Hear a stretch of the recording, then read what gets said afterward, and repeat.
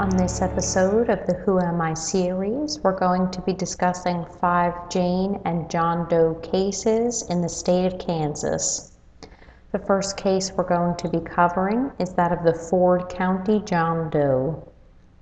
The Ford County John Doe was found on May 14, 2004 in Ford County, Kansas. The remains were unrecognizable due to decomposition.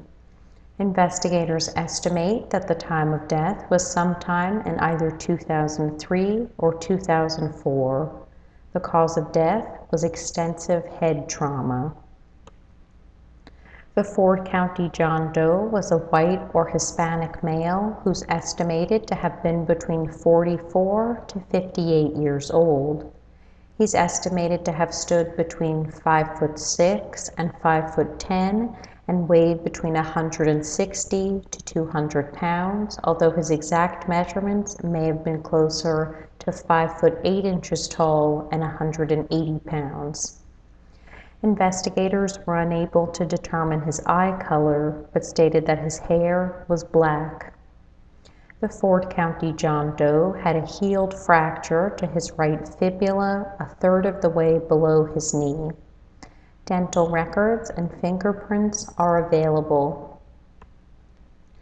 Articles of clothing were found on the body, including a large t-shirt, a black leather jacket with a silver zipper on the sleeves, black size 36 Solo Seymour pants, size large Fruit of the Loom boxers, and a dark colored cap. He was found wearing Brahma steel-toed lace-up boots as well, and they were size 9.5 EEEW. No additional items were recovered at the scene. Based on information from the National Missing and Unidentified Persons System, the remains were discovered at 12398 Kingsdown Ford Road in Ford, Kansas. This appears to be a rural area of the county with grassy fields as far as the eye can see. No additional details are available surrounding the discovery of the Ford County John Doe's remains. If you have any information, please contact local authorities. The next case we're going to be discussing is that of the Wyandotte County Jane Doe. The Wyandotte County Jane Doe was found on October 12, 1999 in Kansas City, Kansas. The remains were completely skeletonized. The time since death is estimated to be somewhere between 1 to 9 years. The cause of death is unknown, presumably due to the state of the remains. The Wyandotte County Jane Doe is a female of an unknown race who's estimated to have been between 26 to 40 years old and to have stood between 5'5" and 5'8" tall. Investigators were unable to determine her weight, eye, or hair color. She had several distinct injuries, including injuries from some sort of traumatic event, like a vehicle accident, such as a fractured jaw that had been wired together. The fracture was healed, and thus the wiring should have been removed. There was also a healed fracture to the left temple area.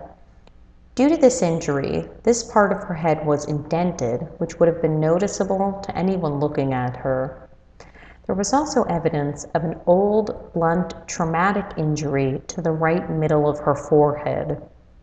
Her left second rib was fractured, and there were arthritic changes in the lower left ribs as well. Finally, her last lumbar vertebra showed evidence of spondylolysis. This condition is typically found in people younger than 26 years of age who have participated in activities that place a lot of stress on the lower back or cause a constant overstretching of the spine, such as gymnastics, weightlifting, or football. Spondylolysis causes low back pain and, in serious cases, reduced mobility and inactivity. She had extensive dental work, but later in life had received poor dental care. Dental records and DNA are available. The only item found with the Wyandotte County Jane Doe was a women's size 8.5 shoe. Her skull and several ribs were found in a wooded ravine near Emmons and Sorter Drive in Kansas City, Wyandotte County, Kansas on October 12th. Additional remains were located on November 1st of that same year. Her hands have never been recovered, which implies that her killer did not want her to be identified. This also hints at the fact that she knew her killer. If you have any information about this case, please contact local authorities. The third case we're going to be discussing is that of the Johnson County John Doe. The Johnson County John Doe was found on September 15, 1990 in Shawnee, Kansas.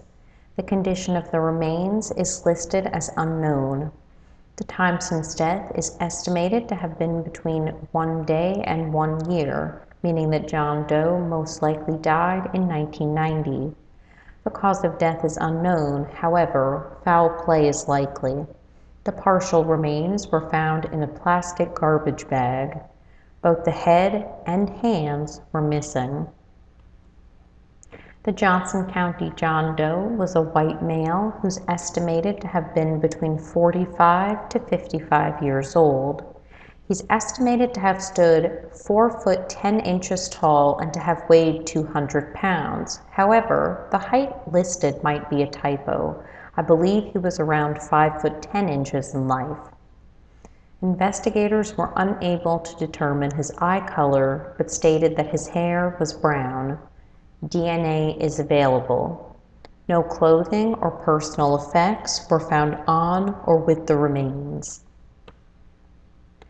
The remains were recovered in a plastic garbage bag from the Kansas River in Shawnee, Johnson County, Kansas. If you have any information about this case, please contact local authorities. The next case we're going to be covering is that of Miss Molly. Miss Molly was found on January 25, 1986 in Salina, Kansas. The time since death was only 1 to 2 days prior to discovery, and thus her face was still recognizable. The cause of death was homicide by drowning.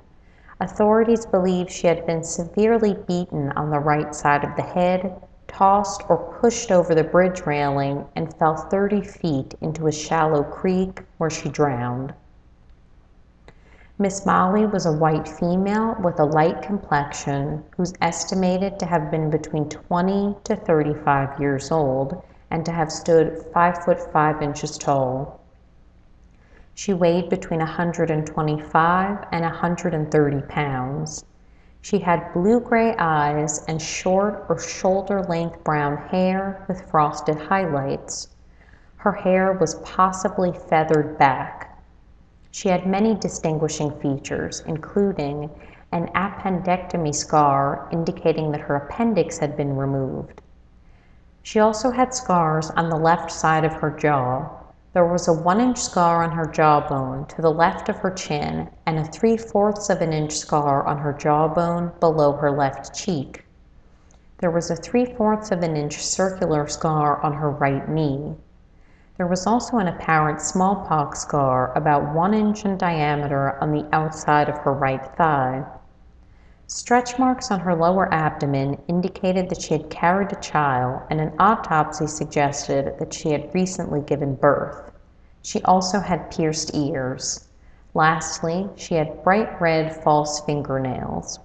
Investigators stated that she was well groomed and did not appear to be homeless.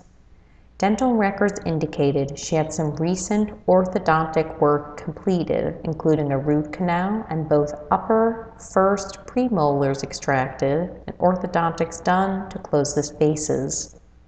Her dental records and fingerprints are available. Her remains were exhumed in 2019 to collect a sample of DNA, which will be compared to Anna Nieft, a Belgian woman who was last seen in 1984. Expensive clothing was found with the remains, including a size 32B beige chantel bra, which was made in France and had French and European markings, size 4 black jockey for her very abbreviated French cut bikini panties, knee-high stockings, and size small lavender Abraxa sweatpants with 2 pockets in the front with zippers that zipped up and down.